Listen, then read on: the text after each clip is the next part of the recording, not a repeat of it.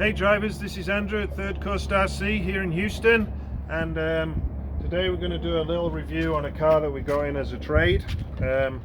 This is the Traxxas Slash 16, so it's the 16th scale version of the Traxxas Slash. We're going to run it, we're going to take a look at it, we're going to tell you some of the features about it, whether we like it or not. So it comes, it's a four-wheel drive, vehicle.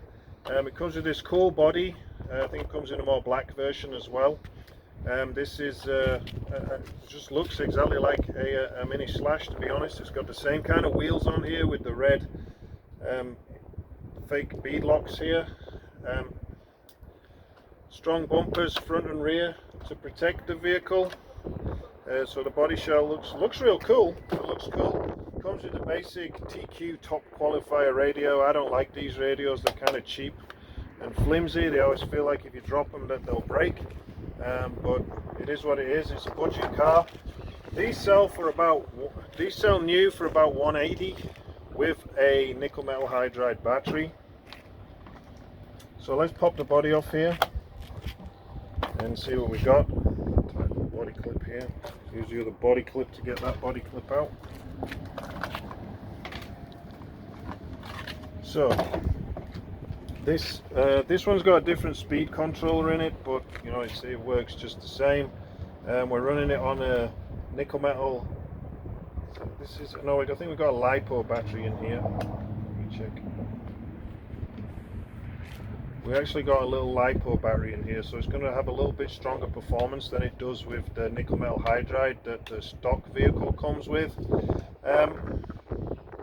So kind of the strange thing about this truck, what they did is they used a full-sized kind of 10 scale brushed motor on here. They're using a Titan 12, and it's mounted way up high on the chassis, and this is the heaviest part of the whole truck, and mounted so high, I think that's going to cause a little bit of problem with the CG on this truck.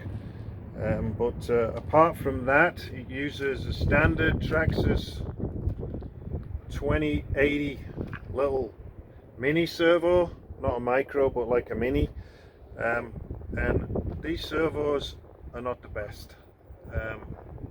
We see a lot of trucks coming here that have stripped or broken these servos and they've gone out.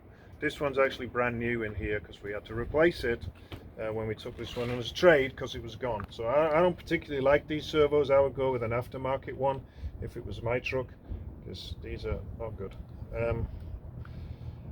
We got a regular ESC on here. Normally it would come with a Traxxas ESC. It's got ability to put another battery in here.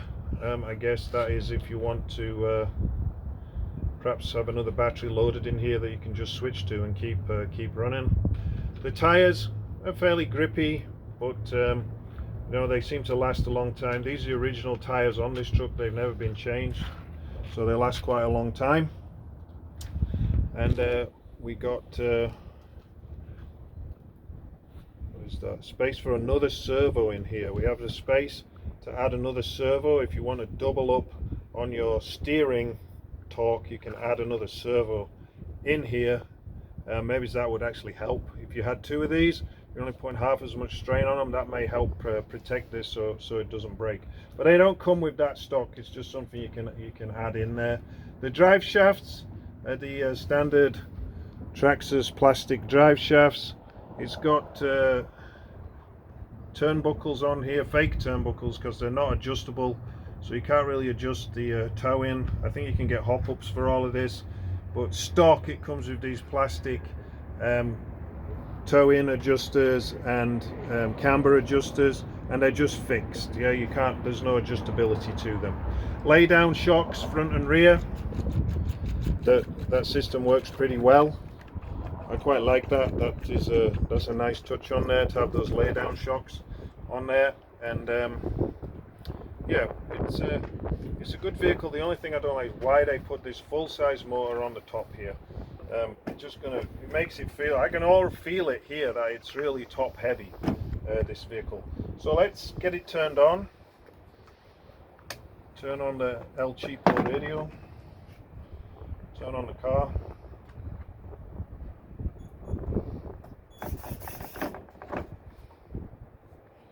we are all turned on here, and let's see what we got.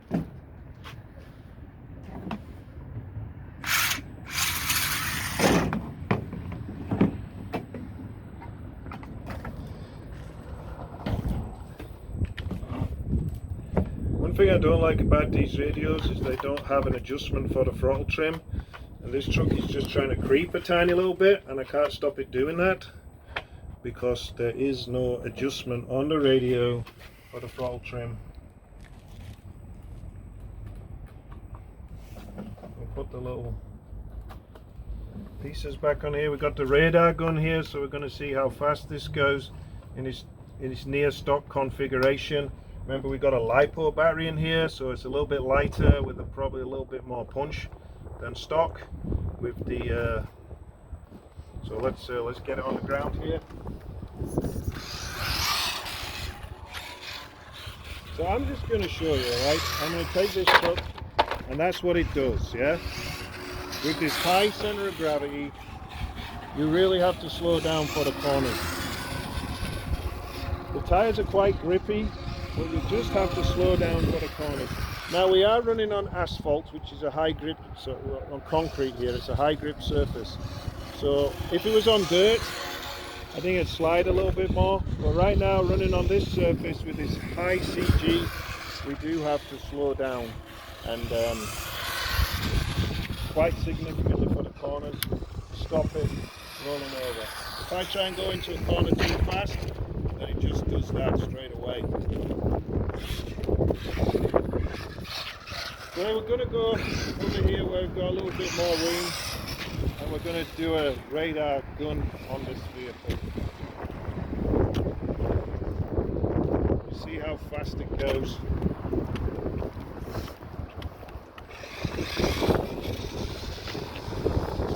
See, I really don't know why they did it with this big motor, because they could have used a smaller size motor like a 390 or something, and you would have got a similar performance, I think. It's just maybe they had a bunch of those motors left lying around in the factory and they needed something to do with. What did we get there? 19 miles an hour.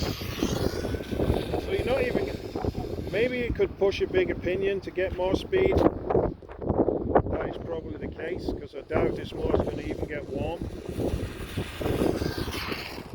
18 miles an hour. So it's not a bullet. I mean, for a 16 scale, oof, I almost tipped over there. I didn't want to do the walk of shame down the parking lot.